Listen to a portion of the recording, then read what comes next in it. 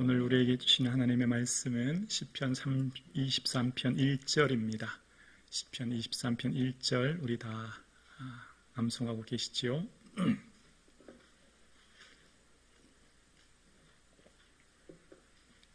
우리 함께 합독하겠습니다. 함께요. 여호와는 나의 목자시니 내게 부족함이 없으리로다. 아멘. 시편 23편은 해석이 더 이상 필요 없는 시입니다. 묵상하면 묵상할수록 깊은 은혜가 느껴지는 시이죠. 인생의 가장 중요한 시작이라고 할 수 있는 결혼식에도, 또 인생의 마지막 순간 장례식에도 고백할 수 있는 시가 시편 23편입니다. 그런데 오늘 다윗은 여호와는 이라고 하면서 고백하고 있습니다. 오늘 함께 예배 드리시는 여러분에게 하나님은 어떤 분이십니까? 우리 이 시간 잠시 눈을 감고 한번 묵상하며 생각해 보았으면 좋겠습니다. 우리 한번 두 눈을 감아 보실까요? 그리고 여러분의 인생에 지금까지 하나님은 어떤 분이셨는지를 한번 묵상해 보면 좋겠습니다. 나의 인생 가운데 함께 하신 하나님, 내가 경험하고 내가 깨닫고 내가 알고 있는 하나님은 어떤 하나님인지를 잠시 한번 묵상하시겠습니다.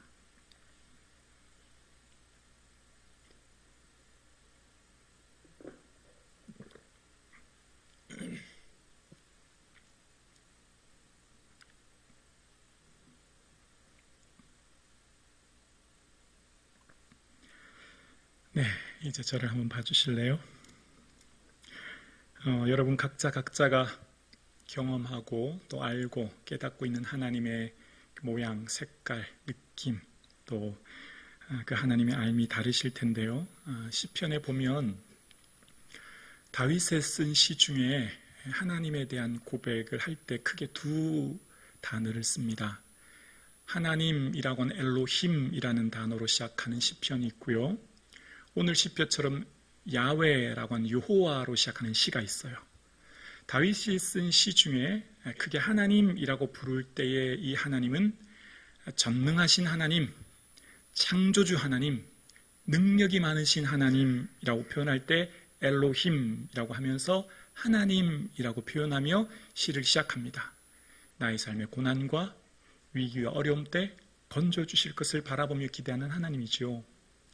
그리고 오늘 시편에서는 다윗이 어떻게 첫 단어를 시작하면 여호와로 시작하고 있습니다. 야훼라는 뜻인데요. 이 뜻은 다윗이 경험했을 때 이 야훼라고 하는 것은 이스라엘 역사 속에 언약을 지키시는 하나님이라는 의미가 강합니다. 약속을 이루시고 성취하시는 하나님. 그러니까 이스라엘 백성들의 역사 가운데 이 야훼, 여호와라고 하는 이름을 처음 알려줄 때의 상황이 모세이지 않습니까? 모세에게 나는 스스로 있는 자다라고 이 말씀을 하실 때 그 상황 전 하나님께서 모세에게 나타나셨던 것을 출애굽기에서는 그렇게 말씀하시죠. 하나님이 그들의 고통을 들으시고 하나님이 아브라함과 이삭과 야곱에게 세운 그 언약을 기억하사 하나님이 이스라엘 자손을 돌보셨고 하나님은 그들을 기억하셨다, 그 말씀을 하시는 거예요.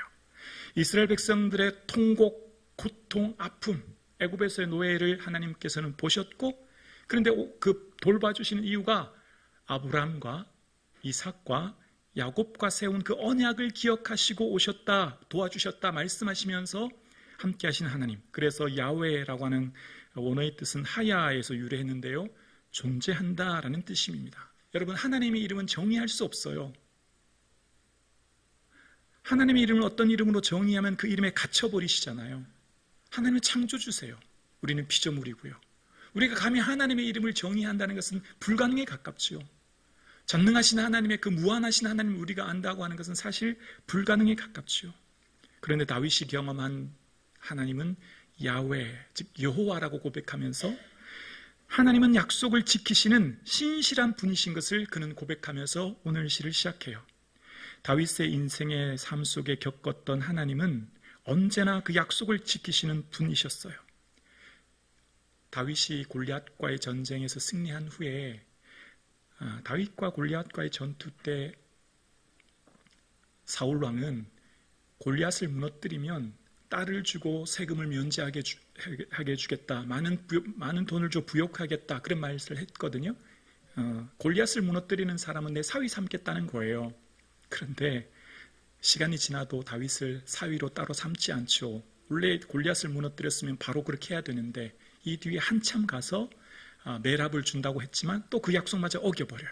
또 다른 사람에게 주죠. 그러나 하나님께서는 언제나 약속을 지키시는 분이셨어요. 다윗의 삶 가운데 10대 후반 기름 부으셨던 하나님이 30대 왕이 되어 세우실 때까지 그의 인생의 모든 순간마다 함께 하셨고, 그래서 다윗이 위기 상황 속에 있을 때 1000만인이 나를 둘러 진친다고 해도 나는 두려워하지 않습니다 라고 고백해요. 왜냐하면 하나님이 나를 왕으로 세우셨고 나를 이끄실 신실하신 약속을 지키시는 그 하나님을 다윗은 믿었기 때문입니다. 위기 상황마다 보호해 주시고 인도해 주시는 그 하나님을 의지했어요. 그래서 다윗의 인생 가운데 다윗의 삶의 진정한 힘의 근거는 군사력이나 재력이나 백성이 아니었습니다. 다윗의 인생의 진정한 힘은 하나님이셨고, 그래서 다윗은 나의 힘이 되신 여호와여라고 고백하며 하나님 앞에서의 삶을 살아갔던 거예요. 그러면서 오늘 다윗은 여호와는 이라고 시작하면서 나의 목자시니 라고 고백하는 다윗의 모습을 봅니다. 다윗은 스스로를 양으로 비유하고 있지요. 다윗의 삶의 경험으로 겪어보았던 양 같은 자가 자기 자신임을 고백하는 거예요. 양에 대한 자료를 찾아보았거든요. 그러니까 이런 내용이 있더라고요. 이렇게 양을 가축으로 기른 지는 한 9,000년 전부터 시작되었대요. 그런데 양은 주기적으로 양털을 깎아줘야만 한답니다. 대부분의 동물들이 스스로 털갈이를 한다고 하지 않습니까? 그런데 양은 스스로 그렇게 할 능력이 없대요. 그래서 이 털을 깎아주지 않으면 이 더위의 스트레스 때문에 심하면 죽기도 한다는 거예요. 그래서 오늘날도 오스트리아나 뉴질랜드 같은 경우에는 털을 주기적으로 깎아주지 않으면 동물 학대다, 그렇게 이야기한다고 합니다. 이 털 속에는 파리가 구더기를 쳐서 꼬인다고 합니다. 그러니까 양은 스스로 털도 못 깎을 정도로 연약한 자이지요. 그래서 이렇게 자료를 보았더니 2015년 호주 캔버라에서 6년 만에 발견된 양 한 마리가 있었다고 해요. 한번 보여주실래요? 등치가 스스로 털을 깎지 못했기 때문에 이 털 무게가 한 42kg 정도 됐다고 합니다. 한번 다음 사진 볼까요? 저렇게 조그만한 몸이었던 양이었는데 조금 전에는 거대한 몸이었죠. 그러니까 누군가 털을 깎아주지 않으면 스스로 생존하기 굉장히 어려운 존재가 양이었다는 거예요. 그리고 양은 시력이 매우 약해서 바로 앞에 있는 양만 보고 따라간대요. 방향 감각이 잘 없다는 거죠. 그래서 이 양은 굉장히 약한 존재인데, 양에 대해서 이렇게 자료를 찾다 보니까 양 치아가 좀 특이하더라고요. 양은 아랫니만 있고 앞쪽이요, 아랫니만 있고 윗니가 없대요. 사진 한번 볼까요? 양의 이가 저렇대요. 그러니까 보통 동물들이 어떤 대상을 공격할 때는 송곳니 같은 거로 물어 뜯어야 되지 않습니까? 근데 양은 그렇게 할 수 있는 능력이 없는 거예요. 아예 송곳니부터 치아의 치아라고 하면 안 되죠. 동물은 이빨이라고 해야 되는 거죠, 원래. 이빨이 위쪽은 없는 거예요. 그러니까 어떤 대상이 나를 공격해도 나는 그 대상을 상대로 방어할 수 있는 능력이 아무것도 없는 거죠. 그래서 양은 또 지능도 그렇게 높지 않고 고집이 세서, 여러분 서커스 같은 데 가면 사자나 호랑이는 훈련을 시켜서 서커스로 이렇게 부리기도 하지만 양은 보셨습니까? 양은 절대 그렇게 할 수 있지가 못한다는 거예요. 그리고 양은 위가 4개래요. 그래서 끊임없이 먹는다는 겁니다. 끊임없이 먹어야 된다는 거예요. 먹는 것에 굉장히 집착하고 수컷이 다 크면 한 70kg쯤 된다는 겁니다. 자, 그런데 다윗이 이 양으로 자신을 비유한 이유는 그만큼 연약하다는 것을 이야기하기 위한 거예요. 그런데 양에게 있어서 아주 중요한 것은, 그러나 좋은 목자만 있으면 아무리 환경이 열악하고 자신을 공격하는 천적이 있을지라도 아무 염려가 없다는 거예요. 아무리 상황이 광야이고 마실 것이나 먹을 것이 없는 그런 상황이라도 좋은 목자만 만나면 좋은 목자가 양을 때를 따라 다 이끌어 준다는 거예요. 그래서 오늘 시편에 다윗은 하나님을 어떻게 해요? 여호와는 나의 뭐라고요? 목자신이라고 고백한 거죠. 다윗의 삶을 통해 경험했던 거예요. 다윗은 어려서부터 양을 쳤고 양이 아무리 약하고 또 무능한 존재일지라도 좋은 목자만 있으면 그 환경이 아무리 연약하고 광야일지라도 또 그를 공격하는 늑대와 같은 천적이 있어도 다 보호해 준다고 하는 것을 알고 경험하고 믿었기 때문에 어려서부터 경험한 하나님은 목자 되신 하나님이셨어요. 자신의 삶을 보호하고 지키시는 하나님. 그래서 다윗의 삶 가운데에서 하나님을 목자라고 고백하는 것은 하나님 양에게 목자만 있으면 아무 염려 없는 거죠. 왜냐하면 모든 것들 다 채워주는 게 목자이니까요. 그래서 다윗의 삶 가운데 하나님은 내 삶의 모든 것을 필요를 채워주시고 보호해주시고 인도해주시는 분이 하나님인 것을 경험했어요. 왜냐하면 어려서부터 목동으로 양을 칠 때 골리앗과의 싸움에서 그런 말 하잖아요. 사자와 곰이 와도 내가 그곳에서 그 사자 입에서 건져냈다고요, 양을. 그만큼 다윗의 삶 가운데 어떤 위기 순간 그 가운데서도 하나님이 지키심을 그는 경험했던 삶이 다윗이었습니다. 자, 그런데 오늘 시편을 묵상하면서 가장 어려운 단어 하나가 등장해요. 오늘 시편을 묵상하면서 선뜻 이해되지 않은 단어 한 구절이 나옵니다. 바로 여호와는 나의 목자시니 그 다음 뭐죠? 내게 여러분 아무 부족한 거 없으세요? 오늘 찬양 예배 드리시는 사랑하는 성도님 진짜 아무것도 부족하지 않으세요? 과거나 현재나 오늘을 살아가는 모든 사람들이 결핍 없는 완벽한 존재가 가능할까요? 누구든지 하나 이상의 작은 결핍 없을까요? 대기업 총수라도 그 사람의 삶에 더 이상 재력이 필요 없을까요? 권력을 가진 한나라의 국가 통치자도 더 이상의 권력이 필요 없을까요? 우리의 인생을 살아가는 데 있어서 나는 전혀 필요한 것이 없습니다. 나는 모든 것이 완벽하게 다 갖춰져 있습니다. 더 이상 바랄 것이 없습니다 라고 말할 수 있는 사람 80억 인구 중에 과연 몇 명이나 될까요? 여러분 이 말씀 이해가 되세요? 저는 늘 부족한 걸 느끼는데요. 늘 결핍을 느껴요. 늘 필요한 게 너무 많아요. 그런데 다윗은 어떻게 지금 부족함이 없다고 고백하고 있죠? 여러분 이해가 되세요? 다윗은요 부족한 것 투성이었어요. 다윗은요 부족한 것이 넘쳐났어요. 다윗의 삶에 모든 것이 부족했어요. 태어날 때요 다윗이 장남이었나요? 아닙니다. 막내예요. 아버지는 유명한 사람이었나요? 아니에요. 무명의 2세예요. 아버지가 왕이나 제사장인가요? 아니에요. 시골 동네 무명의 아버지. 그것도 그때 당시 직종으로 보면 양치기가 가장 천한 직업이었거든요. 아버지의 무능함. 이제 좀 하나님의 은혜로 내가 좀 이제 모든 것이 채워지나 싶었을 때가 언제입니까? 골리앗 무찔렀을 때 아닙니까? 골리앗 무찌르고 다윗의 삶이 편했나요? 아시잖아요. 그 뒤부터 오는 도망자의 신세. 공공의 적이 된 거예요. 오늘날로 말하면 무슨 현상수배범처럼 된 거예요. 광야를 도망다녀야 됐습니다. 잠 한 번 편히 잘 수 있었을까요? 음식 한 번 편히, 물 한 모금 편히 마시고 여유로운 여가 시간을 보낼 시간이 있었을까요? 없었어요. 광야에서는 부족한 건 투성이에요. 그게 20대 때 삶이에요. 다윗의 시편을 보면 시편 150편 중에 절반을 다윗이 기록했습니다. 여러분 시편을 한번 묵상해 보십시오. 시편에 붙은 표제가 어떻게 되어 있습니까? 다윗이 아비멜렉 앞에서 미친 채 하다가 쫓겨나서 지은 시편 34편. 다윗이 밧세바와 동침한 후 선지자 나단이 그에게 섰을 때 시편 51편. 다윗이 가드에서 블레셋인에게 잡혔을 때에 시편 56편. 다윗이 사울을 피하여 굴에 있을 때 시편 57편. 수많은 시편들 보세요. 부족한 것 투성이고 결핍 투성입니다. 도망 다녀야 했고 미친 사람 취급받아서 자존감이 땅에 떨어지는 고통을 겪었습니다. 그걸로 끝일까요?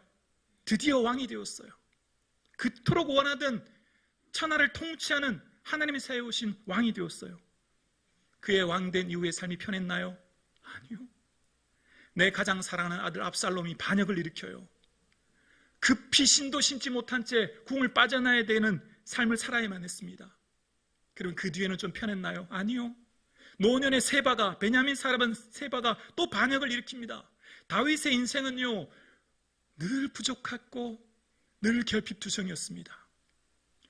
목사님, 그래도 다윗이 왕 되고 노후에는 좀 부족한 게 없었잖아요. 자, 볼까요? 자, 그러면 다윗의 모든 삶의 이제 노년을 한번 생각해 볼게요. 다윗의 노년의 삶은요, 준비하는 인생이었어요. 뭘 준비했냐면 성전을 준비하는 인생이었어요. 어떻게 알 수 있냐면 다윗이 역대상 29장에 보면 내 마음이 하나님의 성전을 사모함으로 내가 사유한 금, 은으로 내 하나님 여호와의 성전을 위하여 들었노니 하나님의 성전 공사를 위하여 금 5천 달란트와 금 10,000달릭, 은 10,000달란트와 놋 18,000달란트와 철 10만 달란트를 드리고 라고 했습니다. 성전 공사를 위해서 엄청난, 여기서 등장하는 크기가 성경에서 가장 큰 액수의 금액이에요. 여기보다 더 큰 달란트의 금액은 존재하지 않아요. 내 하나님의 성전을 사모하여 평생 성전 공사를 위해 준비했어요. 뭘요? 재물을 준비했어요. 여러분, 먹을 거 시큰 내 마음대로 다 먹고 여행 갈 거 시큰 다 다니고 하고 싶은 거 다 하고 헌금 드릴 수 있을까요? 천만에. 결코 그럴 수 없어요. 하나님께 예물 드리려면 절제하고 희생하지 않으면 결코 드릴 수 없어요. 여러분 다 경험하시잖아요. 아이들은 커가죠. 금리와 물가는 오르죠. 내 하고 싶은 거 다 하고 헌금 천만에요. 결코 드릴 수 없어요. 그럼 다윗이 성전을 위하여서 성전 공사를 위해 금 5천 달란트를 비롯한 수많은 성전의 예물을 드릴 때 내 먹을 거 다 먹고 마실 거 다 마시고 여행 다니고 즐길 거 다 하고 했을까요? 저는 아니라고 생각해요. 나를 위해 절제하고 희생하고 헌신하고. 다윗의 역사를 보세요. 솔로몬처럼 궁을 지은 게 있는가?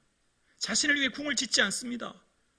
여러분, 왕이 되면 나 하나를 위해서 멋진 궁 하나 지을 수 있잖아요. 그래도 왕인데 궁을 짓지 않아요. 뭘 말하는 거죠? 절제를 말하는 거예요. 뭘 위해서요?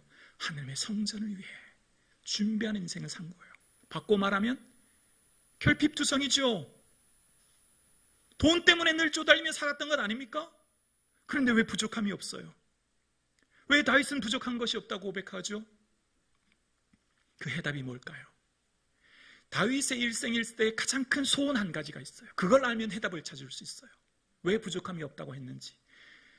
오후 찬양 예배 시간에는 성경을 이제 좀 찾아보실게요. 내 성경을 만드는 게 중요하거든요. 줄치고 읽는 게 너무너무 중요해요. 자, 시편 27편 찾아보세요. 시편 27편.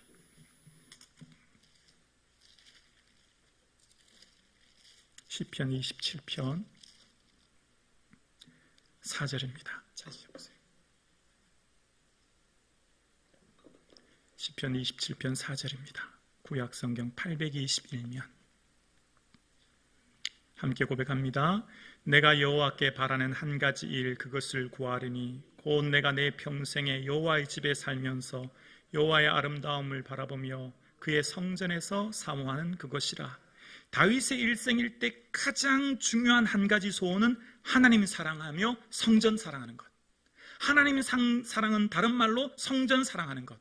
성전의 영광은 곧 하나님의 영광인 것. 일생일대의 소원은 딱 한 가지, 하나님이 사랑하는 것이었습니다.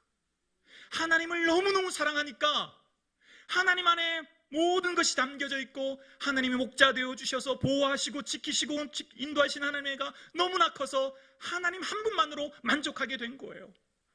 그래서 부족한 게 없는 거예요. 왜요? 부족한 게 많지요. 쫓겨다녀야 했고 재물이 부족했고 수많은 위기 상황이 있었지만 그게 그렇게 중요하지 않은 것은 하나님을 신뢰했기 때문이에요. 아멘이십니까? 하나님이 내 인생 지키고 있다. 다윗, 걱정하지 마라. 내가 광야에서 쫓기지만 내 삶에 위기와 어려움 당하지만 하나님이 나를 붙들고 있어 라고 하는 하나님에 대한 신뢰, 하나님에 대한 사랑, 그것으로 말미암아 다윗은 두렵지 않고 천만인이 나를 둘러칠지라도 나는 두려워하지 아니하노라. 위기 상황 가운데서도 편히 잘 수 있었고 그의 삶에 늘 부족한 것이 있었지만 주님께 드리는 것이 기쁨이었고, 주님을 위해 살아가는 삶이 그에겐 영광이었기에, 하나님 한 분만 계시는 것이 내게는 참된 자랑이었기에 그의 삶에 고백합니다. 주밖에 나의 복이 없나이다. 시편 16편 2절이에요. 하나님만 내게 복입니다. 하나님 한 분만으로 족한 저와 여러분 되기를 주의 이름으로 축원합니다. 젖된 나이가 그 어미 품에 있음 같이 내 영혼이 젖된 나이와 같도다. 다윗의 고백이에요. 여러분, 어린아이는요 엄마만 있으면 돼요. 어린아이는요 엄마가 전부예요. 엄마만 있으면 모든 것 채워줘요. 반대로 얘기하면 다른 거 다 있고 다른 거 모든 거 채워줘도 엄마 없으면 아무 소용없어요. 애기에게는. 이게 다윗이었어요. 다윗은 나는 하나님이면 족합니다. 나는 젖된 나이와 같습니다. 반대로 말하면요, 하나님 없으면 내게는 아무 소용이 없습니다. 하나님 없는 왕위, 하나님 없는 권력, 하나님 없는 재력, 제겐 필요 없습니다. 하나님이 소중합니다. 그 고백하는 거죠. 오늘 함께 예배드리시는 성북중앙 가족 여러분, 젖된 아이와 같이 온전히 예수님 더 사랑할 수 있기를 주의 이름으로 축원합니다. 예수님이 내게 기쁨이고, 예수님이 내게 자랑이고, 예수님이 내게 생명이고, 예수님이 내게 영광이고, 나는 예수님 위해 살겠습니다. 고백하는 사랑하는 성도님, 청년부와 청소년부 되기를 주의 이름으로 축원합니다. 다윗의 삶에 하나님을 신뢰하였더니 내가 누워 자고 깨었으니 하나님이 나를 붙드심이라라고 고백합니다. 광야의 시간, 그는 외롭고 지치고 힘든 어려움의 시간도 있었지만 내가 평안히 눕고 자기도 하라니 나를 안전하게 거하시는 이는 오직 여호와시니라고 고백하며 수천 수만의 군사가 자기를 에워싸고 쫓기는 상황일지라도 그는 편히 눕고 잘 수 있었습니다. 왜요? 하나님이 나를 붙들고 계시고 나를 지키고 계시고 나를 인도하고 계신 하나님에 대한 신뢰와 믿음이었거든요. 적이 아무리 그를 공격해 올지라도 전능하신 하나님이 나를 지키시니 천만인 만만인이 나를 둘러싸도 나는 아무 염려 없다고 고백한 거예요. 오늘 함께 예배드리신 여러분, 하나님이 여러분 붙들고 계신 줄로 믿습니다. 하나님이 여러분을 사랑하세요. 여러분 붙들고 계세요. 여러분, 예배드리신 사랑하는 청년부 여러분, 예배드리신 사랑하는 청소년부 여러분, 걱정하지 마세요. 여러분의 미래와 여러분의 앞길 가장 좋은 길로 인도해 주시는 분이 하나님이신 줄로 믿습니다. 다윗은 그 고백했기 때문에 하나님 내게 부족함이 없어요 고백한 겁니다. 매 순간마다 하나님 바라보았기 때문에 다윗의 인생 전체를 관통하는 한 가지, 하나님 목자 되어 주셨으니 내게는 부족함이 없습니다라고 고백하게 된 거예요. 오늘 시편을 묵상하면 다윗이 2번 반복하는 단어 하나가 등장합니다. 뭘까요? 다시 시편 23편 1절 함께 묵상해 고백해 보실까요? 시작. 여호와는 나의 목자시니 내게 부족함이 없으리로다. 어떤 말이 2번 등장해요? 나요, 나. 여러분, 하나님은 나의 하나님이세요. 강단에 서 있는 목사의 하나님, 성경에 갇혀 있는 하나님, 이웃나라의 왕, 이웃나라의 대통령, 이웃나라 아저씨 같은 하나님이 아니에요. 지금 이곳에 계신 줄로 믿습니다. 지금 이곳에 우리와 함께하고 계시는 거예요. 다윗의 삶의 하나님은요, 내 하나님이셨어요. 내 하나님. 매 순간마다 경험한 나의 하나님을 그는 경험했고, 다윗의 삶의 정체성이 이 시편에 기록됩니다. 하나님 없이는 살 수 없는 존재라고 나의 하나님을 2번 고백하는 다윗은 하나님은 내게 목자 되신다고 고백하는 거예요. 그래서 다윗의 삶의 정체성이 뭘까요? 다윗은 스스로를 어떻게 생각했을까요? 오늘 본문에 양이라고 얘기했죠. 하나님 없이는 존재가 불가능한 사람이 바로 자기 자신이라고 고백합니다. 다윗은요, 그의 마음이 늘 낮아지는 겸손한 사람이었어요. 왜냐하면 다윗이 사울왕이 이후에 미갈을 통해서 사위 삼는다고 하니까 다윗 스스로가 그런 얘기를 합니다. 나는 가난하고 천한 사람입니다. 그렇게 고백해요. 나는 어떤 사람이요? 가난하고 천한 무능한 사람. 나는 아무것도 아니라는 거예요. 그래서 시편 22편에 다윗은 이런 말을 해요. 나는 벌레요 사람이 아니라. 나는 아무것도 아닙니다. 이것이 은혜의 첫걸음입니다. 겸손이 은혜의 첫걸음이에요. 여러분, 어떤 사람이 은혜 받을까요? 겸손한 사람이 은혜 받는 거예요. 여러분, 어떤 사람이 음식을 맛있게 먹습니까? 배가 고파야 음식이 맛있잖아요. 배부르면 어떤 것도 맛있는 게 없잖아요. 다윗은 늘 하나님 앞에 내 자신은 보잘것없고 무능하고 아무것도 아닌 자임을 늘 고백해요. 그럼 어떻게 될까요? 나를 가장 낮추면 어떻게 될까요? 내가 아무것도 아닙니다라고 고백하는 존재는 어떻게 될까요? 작은 것 하나도 감사하게 되어 있어요. 당연한 게 없어요. 미천하고 작고 보잘것없는 것도 다 감사해요. 남들은 뭐 그까짓 것 가지고 감사하냐? 남들은 뭐 그거 당연한데 감사하냐? 아니에요. 자신을 가장 바닥까지 낮추면 아주 작은 것까지도 감사하게 되어 있죠. 오늘 이 하루를 살 수 있는 것이 감사하고, 숨을 쉬는 것이 감사하고, 오늘 얘가 예배 드리는 것이 감사한 줄로 믿습니다. 자기 자신을 가장 아래쪽으로 낮추면 모든 것이 감사로 보여지기 시작하는 거예요. 다윗은 막내였지만 양을 치면서 늘 감사했어요. 그러니 사자와 곰하고도 싸울 수 있었지요. 다윗은 아버지가 하는 모든 일에 순종해요. 전쟁터에 있는 형들에게 나가봐서 형들의 안부를 물어오라고 할 때, 아버지 저 르다넬 라떼 오셈 같은 형 있잖아요. 왜 저 보내세요라고 말하지 않아요? 네, 아버지 순종합니다. 전쟁터가 어떤 곳인데요? 총알이 빗발 활과 창이 날아드는 위험한 상황인데 저 말고 다른 사람이 있지? 아니요, 그런 말 하지 않아요. 예, 제가 할게요. 나는 가난한 사람이요, 나는 무능하고 나는 미천하고 저는 아무것도 아니니 말씀에 순종하는 거예요. 모든 것이 감사한 거예요. 다윗이 왕이 되었습니다. 30세 헤브론에서 왕이 되었습니다. 근데 그때는요, 모든 지파의 왕이 아니었어요.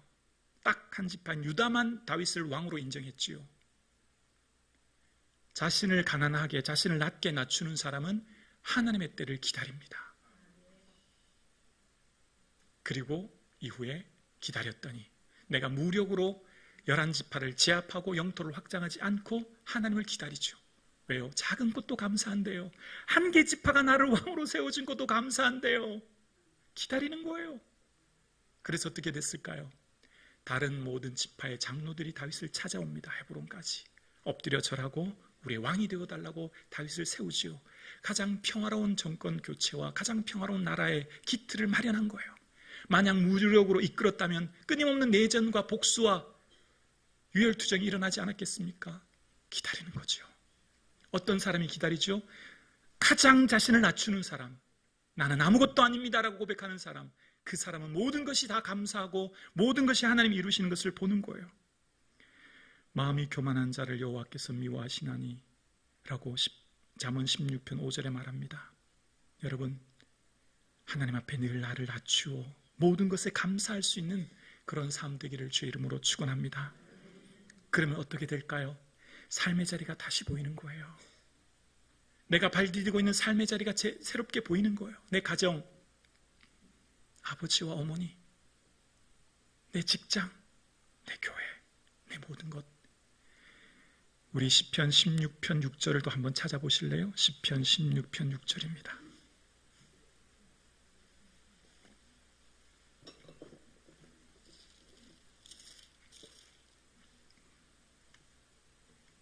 시편 16편 6절이요. 함께요. 내게 줄로 재어준 구역은 아름다운 곳에 있으며 나의 기업이 실로 아름답도다. 아멘. 지금 하나님께서 줄로 재어준 나의 영토, 나의 가정, 나의 삶의 자리는 가장 아름답고 귀하고 소중한 것을 고백하기 시작하는 거예요. 이것이 하나님을 항상 내 앞에 모신 자의 삶이죠. 그 다음 9절 8절 보세요. 늘 하나님 내 앞에 모시고 있잖아요. 여러분, 주님 내 안에, 내가 주님 안에 거하는 줄로 믿습니다. 믿으셔야 합니다. 여러분이 하나님, 우리가 하나님 안에 거하고 전능하신 하나님 우리 안에 거하십니다. 성삼위 하나님 우리 안에 거하시고 예수 그리스도가 우리 안에 거하시는 거예요. 그래서 우리 안에 거하신 주를 바라보며 살 때 내 모든 삶의 자리가 감사한 거죠. 줄로 재어준 구역은요, 황폐한 땅이라고 말하지 않아요. 아름다운 곳이라고 말하죠. 그럴 때 그 사람을 통해 어떻게 될까요? 삶의 자리가 하나님 나라로 바뀌어지기 시작하는 거예요. 늘 기쁘고 즐겁게 생활하는 그 한 사람의 삶이 주변으로 영향력을 미치게 되는 거죠. 그래서 그 삶을 통해 하나님 나라가 이 땅에 임하는 것이죠. 여러분, 오늘 함께 예배드리시는 사랑하는 성도님들의 삶 가운데 온전히 나 자신을 하나님 앞에 낮추어 주님만 바라보는 저와 여러분의 삶 되기를 주의 이름으로 축원합니다. 하나님, 내게 줄로 지어준 구역 감사합니다. 나 같은 자에게 어떻게 이렇게 귀한 자리를 맡기셨습니까?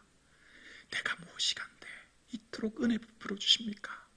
내가 무엇이간데 이렇게 좋은 엄마 아빠를 만나게 하시고 좋은 믿음의 성도를 만나게 하시고 내 삶의 자리를 허락해 주셨습니까? 오직 내 삶의 자리를 주님 기쁨 위에 살겠습니다 라고 결단하는 저와 여러분 되기를 주님의 이름으로 축원합니다.